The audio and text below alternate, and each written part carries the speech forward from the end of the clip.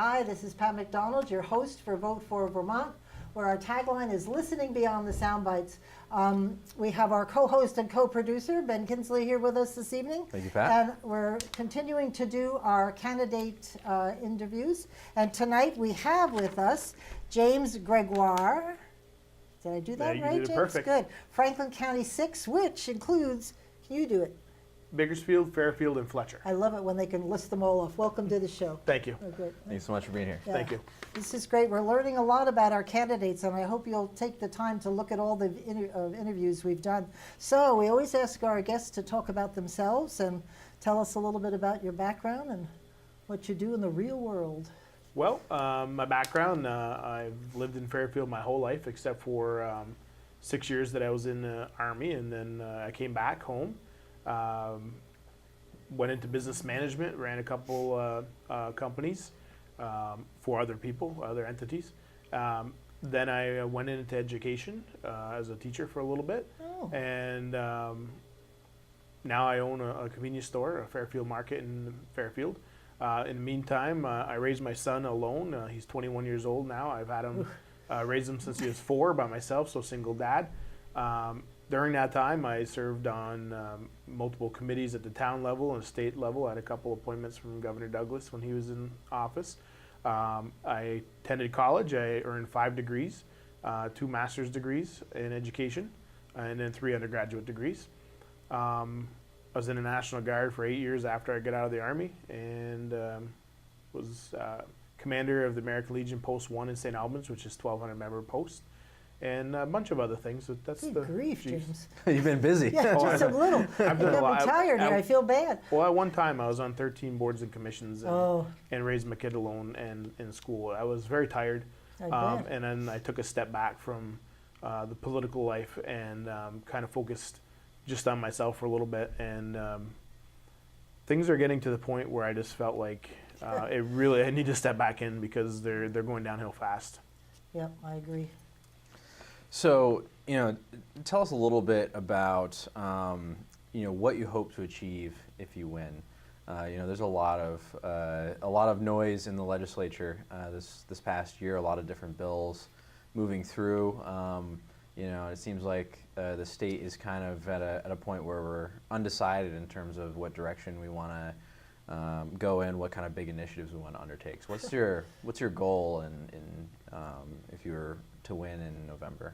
Well, one thing is really important, I think, for people to understand is having been around a lot of legislators for most of my adult life, actually even my childhood. I grew up working for Leon Graves, who was a state representative. He's a senator and ag commissioner. I know firsthand. I hear their guidance that they've given me. You, as a freshman legislator, are not going to move the world, but your voice can be heard if you do it the right way. I would like to see more focus in the legislature. I think we spread ourselves too thin, take up too many pet projects, so to speak, where the main issues aren't being addressed until the end or not at all. I would think that for the main issues that I think we really need to focus on, there's affordability, cost of living issues, opioid epidemic, which is huge. It's on everybody's radar. It's one of the top 3 issues on almost every poll that you have as far as what issues are important in Vermont. And of course, taxation. In my area, infrastructure is very important. You go to 2/3 at least of my district, cell services deplorable or non-existent. Our roads, Route 36 it's probably not the worst road in the state, but I've been around the state and the country, and I'm telling you, Route 36 is pretty bad. Working on better funding for highway improvements and also just how to better target infrastructure improvements. Those would be the big ones. There's wastewater issues, the discharges from these municipalities. I'd like to see some action on getting that curtailed, whether that includes fines or other initiatives, I don't know, but it can't continue to happen. And just supporting our ag community, who has made great strides in improving water quality on their own, and also is in need of our assistance in terms of, they're selling a product right now for less money than they make. Other people are making money on it. The consumer is paying full price. The farmers aren't getting full price. Somebody is. And so there's things we can do to help contain costs for them, at least in the meantime. And I do know, I guess on Monday in Albany, New York, there's a meeting to address maybe better ways to pay farmers. But so those are some of the bigger issues, and then there's tons of small ones. That's great. I don't know, just a kind of a little track here.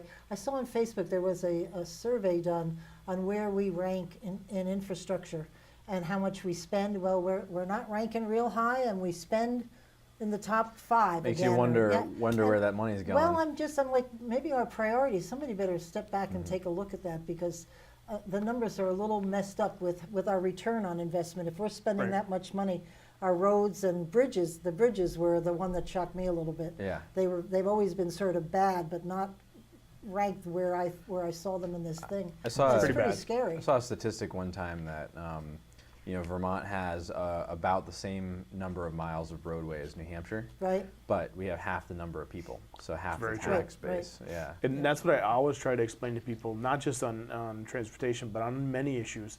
It costs us more money to do similar projects in other states because we have far less people. And New Hampshire's a great example because they're similar size to us.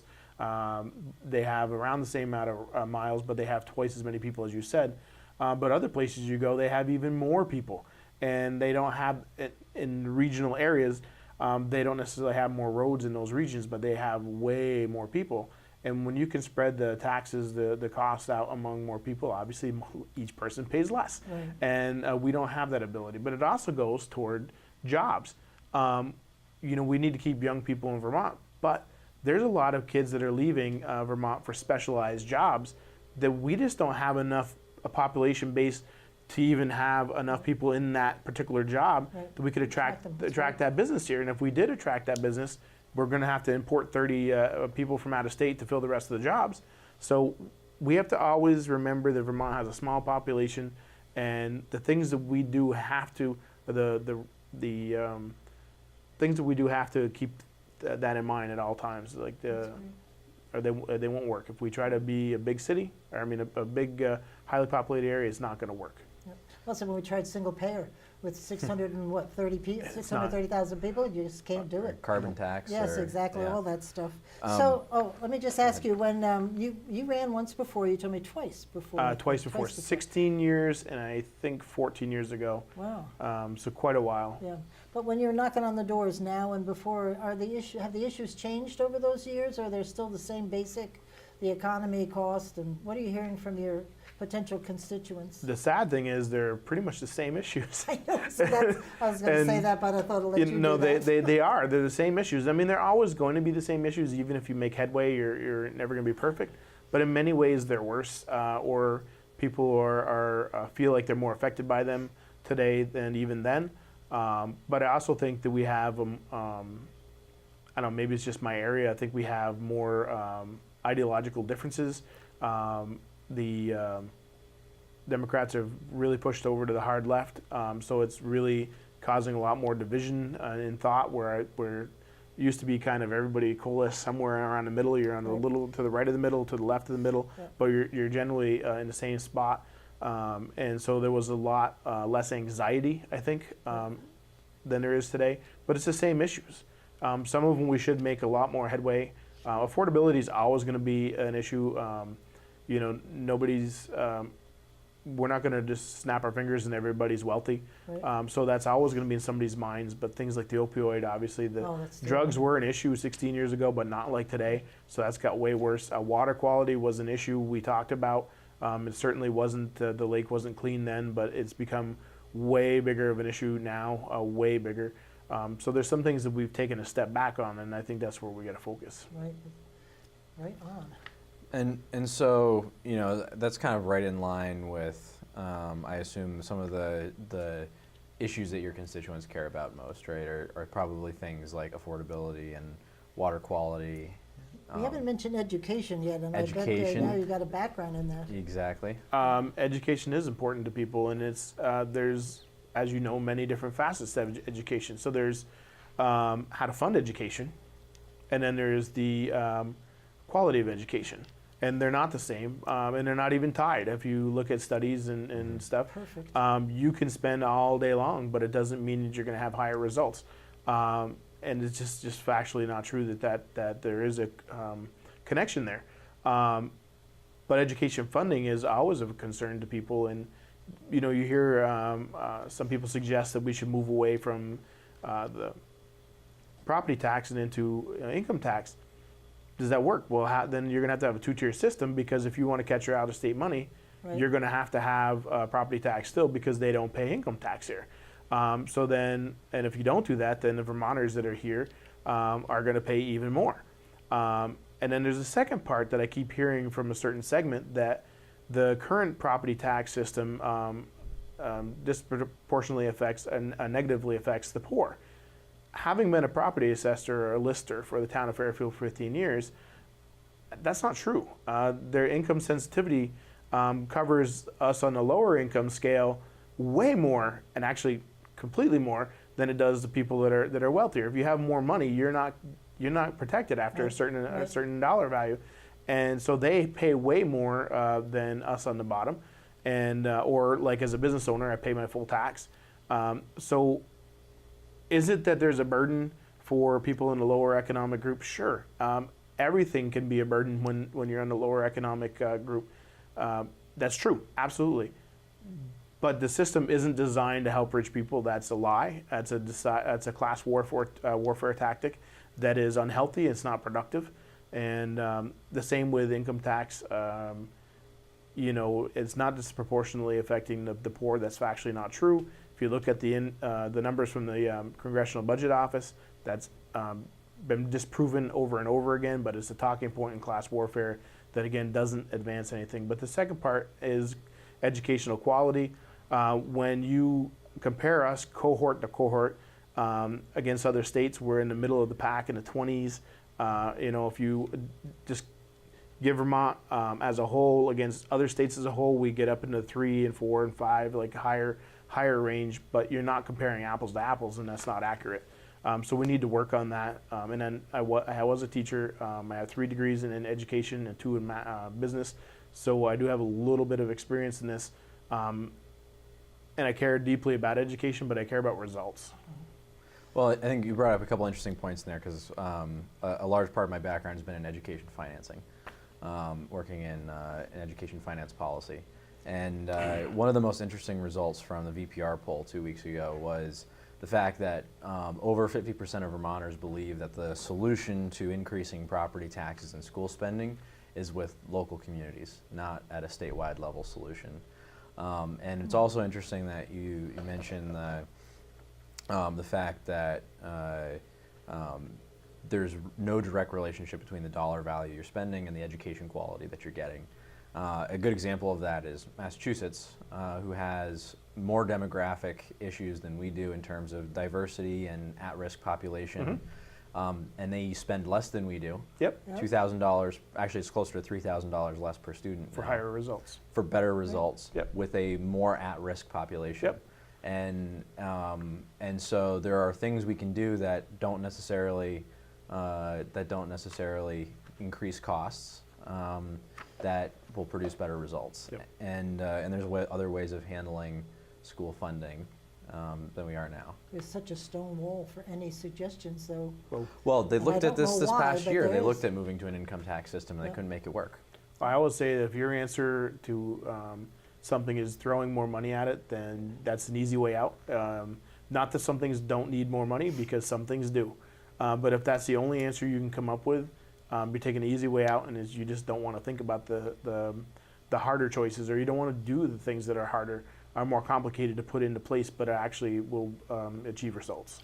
Governor Douglas used to talk about bending the curve, and he used to have this curve from kindergarten to 12, and if you bent that, you could spend more money on higher ed. It's not that necessarily we take it away from education, because we spend a pathetic amount on higher ed. It's rather embarrassing. I'm sure we are on the lower of the 50 states on what we spend on Basically, higher what ed. Governor Scott is suggesting is Yeah. we spend And the less curve. on K through 12, put more in pre-K, more into higher ed. And learn from the other states that are doing it. How Yeah. hard is this? It's about the kids. That's exactly right.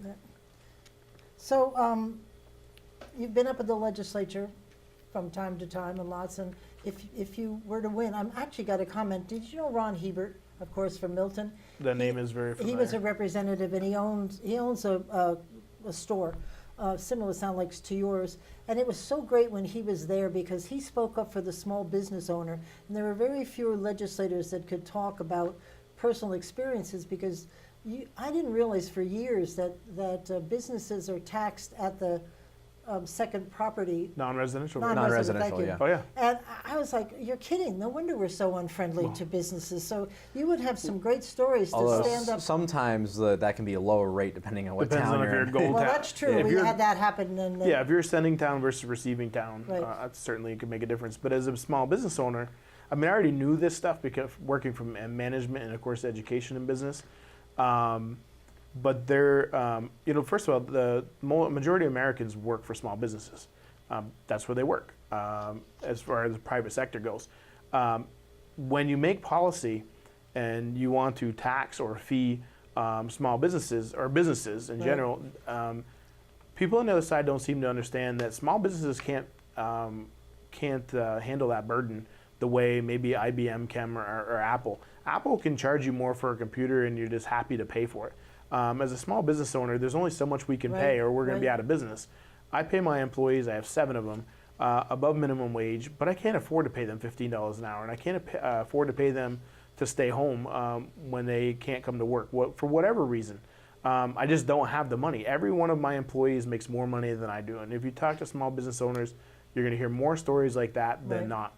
And everybody thinks if you own a small business or if you're a farmer or whatever else, you're loaded, and I'm sorry, that's not the truth.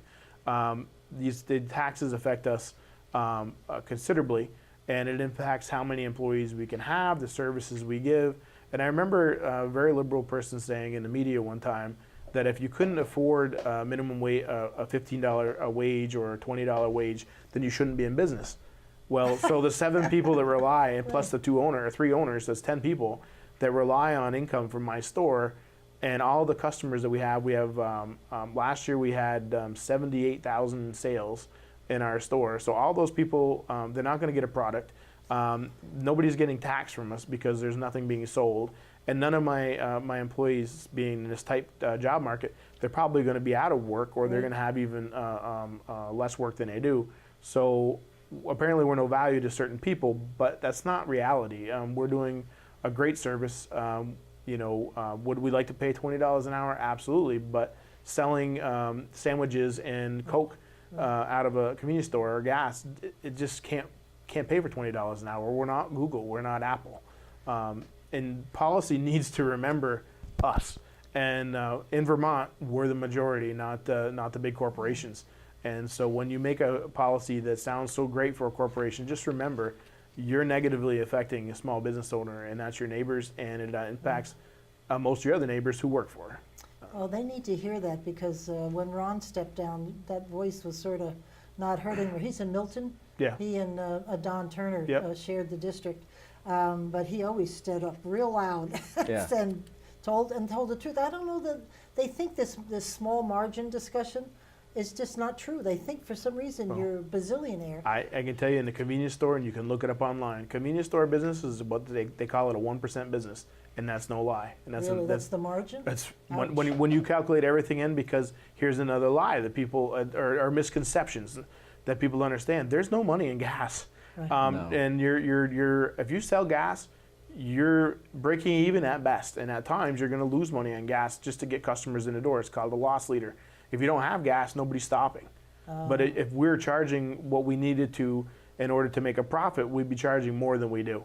The bigger places, they charge a little bit more. Like I charge 5 cents less than the bigger, Maple Fields and Jolly and things like that. But they also sell millions and millions and millions of gallons. So if they make 5 cents a gallon on that, then That's a they lot of- it may not add up to tons, but it adds up to making a living over all their different stations, and they sell a lot of gas.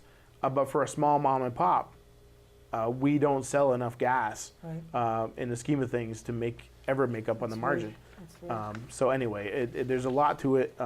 You're not going to get rich as a small business owner. Construction doesn't matter what it is.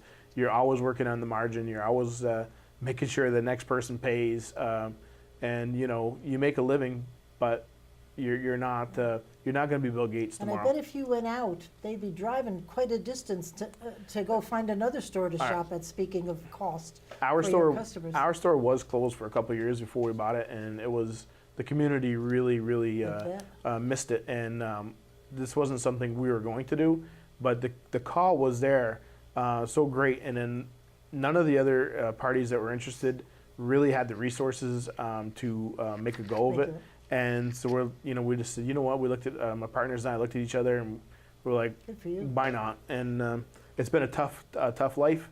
I certainly make nowhere near the money that I used to make. I don't have the time off that I used to have.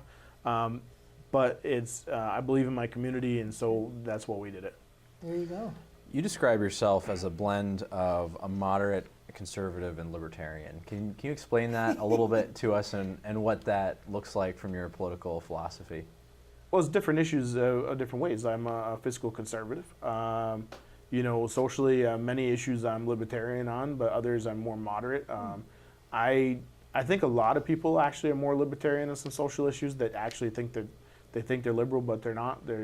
And some are. Don't get me wrong. Some people are very liberal on social issues, but certain things, I believe that if it doesn't bother anybody else, it's not hurting somebody else, it's not hurting the community. Do what you want to do. It's not my concern.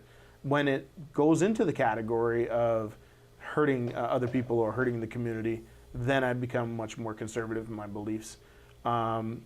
There's the way we speak to each other, the way we talk. I'm more moderate in that way. I think that dealing with people of different political views, I'm not a hardliner on that. I'm very moderate in being able to speak to people that I don't agree with. Conservative again goes back to money. I'm not cheap, but I believe that when we spend money, we need to be very careful how we spend it. We need to be thoughtful how we spend it, and not do what the government does. And local, state, national, doesn't matter. They spend a lot of money on waste because they don't think it through, or they're trying to buy votes in some ways. And you're not supposed to say that. I guess that everybody's honest and they have the best intentions, but I'm sorry, you see it all the time. They're trying to buy somebody off or a voter block off, or they just their heart tells them something's great, and so they don't let their mind step in and say, okay, well, the goal is noble, but this is not a cost-effective or even an effective way of doing it. So then I become very conservative about things. That's interesting. I think one of the things that I've gotten from reading some of your material is that you are very analytical in how you look at policy, and you're looking for people to show well-researched public policy options. I That's have a concept. I tell people all the time that I was very fortunate to go to college. I did get hurt very seriously in the military, very seriously. I carry myself well. I'm used to the pain. It's been going on for a long time. But I have surgeons all over the place. In fact, Monday I have to go to a surgeon in Boston to deal with an issue that's really bad. But the point of the story is that I was able to go to college because of that. And I could never have afforded it on my own. So I want everybody to know that I wasn't rich enough to go to college 5 times on my own. But I did have the opportunity to go. But I didn't earn those degrees all with very high GPAs. In fact, my 2 masters are 3.97 and 3.98 GPAs. I didn't earn them by being silly or not putting putting time and effort into research. I care a lot about research. I love research. But I also like to make sure that I don't look stupid when I open my mouth. So I go and do background searches, and I rely on peer-reviewed articles and people that are experts in their field. As I tell people, I know a lot about a lot, but there's things I know nothing about and very little about. So when I don't know, I go to somebody that is an expert or has more knowledge in that, and I learn from them. That's very important to me. Right now I have the opportunity to go back for a PhD. I put that on hold because obviously if I win this race, I'm going to be busy, and serving the people in my community and the difference that it can make is much more important to me than earning that other piece of paper, because I can research on my own without a formal education. But someday I'd like to go back and do that. But I think that my presence in the legislature is much more important right now.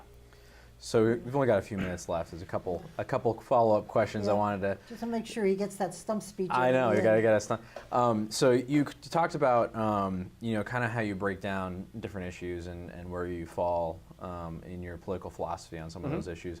What are maybe a couple examples of social issues that you feel don't impact other people and that you take a more libertarian approach to, and maybe a couple that you feel do impact other people and that you are more concerned about? Who you marry really doesn't affect anybody else. It's not for me to say one way or another. But and you go on the other side where the big push in Vermont right now is marijuana legalization. I think that there's probably a lot of us that in the past have been near the marijuana, whether it's high school or not. But it does impact people. So when I take a less of a libertarian stance on that, because when you introduce it to children or on people under 25-ish, when your brains are not fully developed, it can wreak havoc on their brains. When you have an addiction to it, and I see people, whether it's in my store or just in the community before, or students when I was teaching, who are constantly high, and it does impair you, that's an issue. When you feel like driving when you're completely impaired is not an issue, and many advocates for legalized marijuana say there is no impairment, and that's just a lie. It's very deceitful.